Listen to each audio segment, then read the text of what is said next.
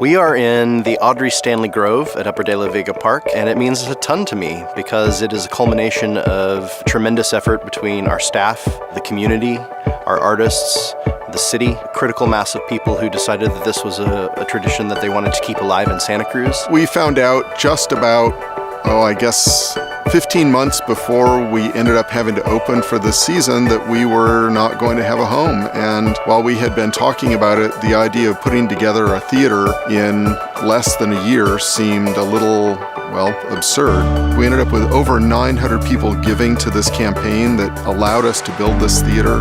We just said we're not letting this slip through our hands. There's no way we're letting go. We've taken our grandchildren every year, and we gather our friends from Los Gatos and San Jose, from our school and from his work.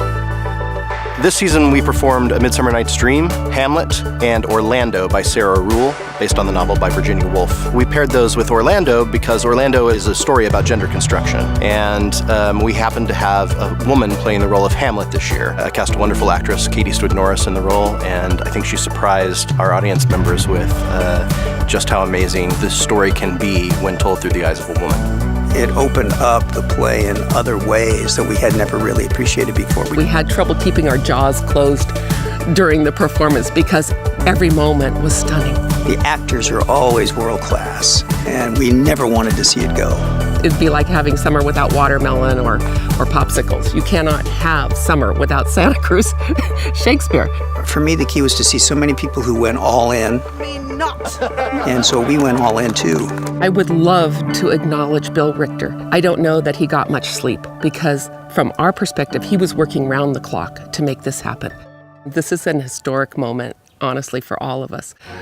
We did it. This development, the relocation of Santa Cruz Shakespeare to De La Vega, really represents public process and community and cultural community coming together at their best. So it was really a victory for the community.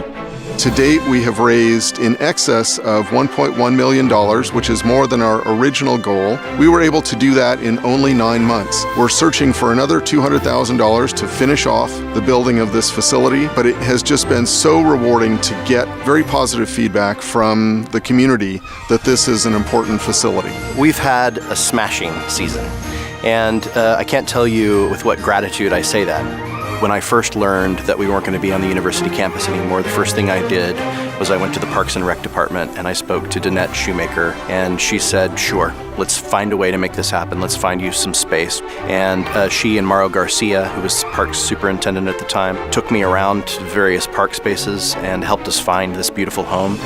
There are many people who helped us between now and then make it a reality, but none of this would have happened if those two people hadn't been so enthusiastic about keeping Shakespeare here in Santa Cruz. All our city departments got behind this and realized we were on a timeline, and this was such a cherished community institution and part of our cultural life here that we had to make it happen.